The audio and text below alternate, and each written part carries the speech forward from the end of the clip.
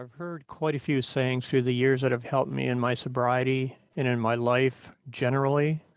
There's so many of them, it would take hours to really go over them all, but I want to go over just a couple of them. One is look for the good. First day in sobriety, I heard that. Look for the good. If you look for the good, you'll find it. Likewise, if you're not looking for the good, that's what you'll find. You're going to find what you look for, because where we look from is what we look at.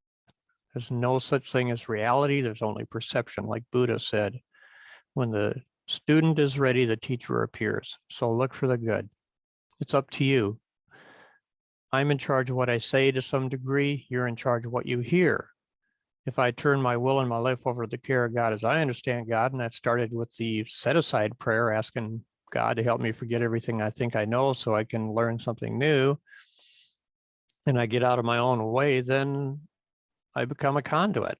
I become a channel for grace. Grace is not something you manufacture. Grace is a form of compassion, maybe, okay? Compassion. And, truth without compassion is cruelty.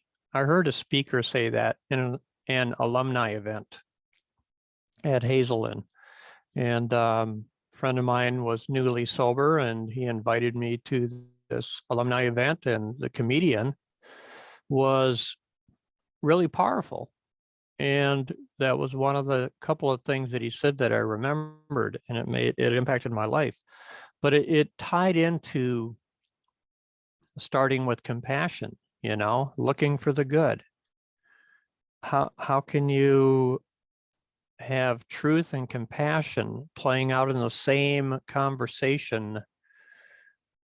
And, how can you look for the good in another human being if you're triggered by fear and anger, But if your beginning is compassion, then you can see deeper than the things that make you afraid or angry.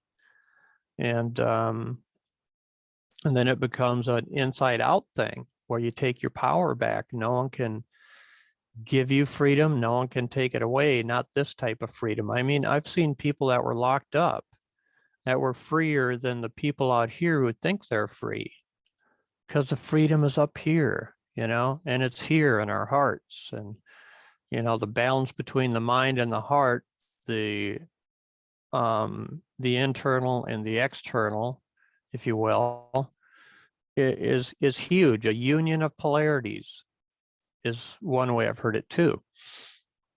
The divine masculine and the divine feminine, and we all have that.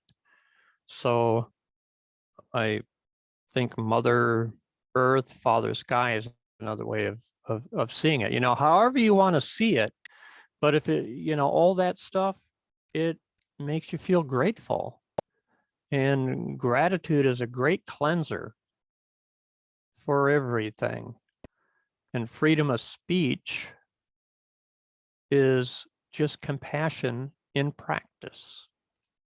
Compassion in practice. There's nothing wrong anywhere at any time. It can't be. You can't be off your spiritual path. So what are you upset about?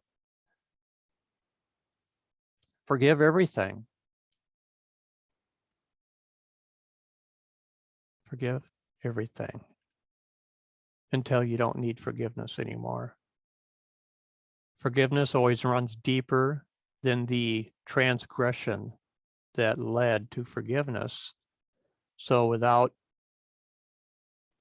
the offense, there is no forgiveness. So the offense is beautiful in that it led to forgiveness, because forgiveness is beautiful.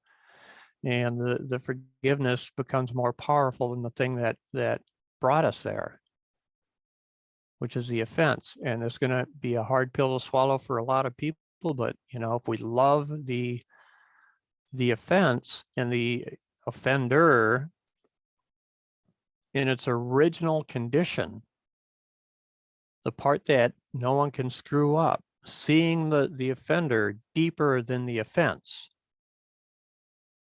then we'll be unoffendable. Or to use the F-bomb, we become unfuckable with. You know, we are always our own worst enemy. So if you look for the good, you'll find it. And it's there inside of everybody. It's just there at all times and in all places. There's not a day it goes by where I struggle with something or other, whether it's fear or anger. You know, I'm a human. That's what happens. But there's a way out. You can't go around it, you can't go over it, and you can't go under it. You have to go through it. And the best way to go through it is to love it. And it seems empirically impossible, I suppose, to the so-called rational mind to do that because love isn't rational. But it's also the only way to overcome our shortcomings is to love them. And other people's shortcomings is to love it. Love it all. Make it about love, because if it ain't about love, it ain't about God. God is love. Meet everything with grace. And the really cool thing about this paradigm is when you love the parts of yourself that are things you don't like, those parts of ourselves actually become weaker. And I think the rational, fear-driven, angry-driven mind will try to justify judgment and say, well, if I love that part of myself, then it's going to get stronger. And we're enabling it. It's what a trap. And, that's not the way it really works. Is that when we love it, it gets weaker. When we embrace the thing, it becomes cleaner. It transmutes, it transforms, it's transliterated, it becomes a beautiful thing. So real sunshine comes from the inside out, not from the outside in. And, that's just a metaphor. And of course, there's sunshine from the outside in as well. But you know what I'm talking about. Take your power back, take your freedom back. And, this is the value of true freedom. Freedom of speech. And loving what people say, even if you disagree with it. You don't have to agree with it to love it. You don't even have to like somebody to love them. You don't have to agree with them, and you don't have to invite someone over for dinner. I mean, there's just follow your conscience, and but how can you follow a conscience that is still full of fear, dread, and loathing? And ours, like Soren Kierkegaard wrote about fear and loathing. So anyway, I'm done. Oh, this hat I got from someone that was in Ireland. And I don't wear it too often because it doesn't fit my head really good. So, but I do appreciate the gift. Peace out, everyone. Remember to tell at least 3 people a day that you love them, because you know why. If you don't, you've probably wasted a day of your life. Quit wasting your life. Love one another. Peace out. I love you.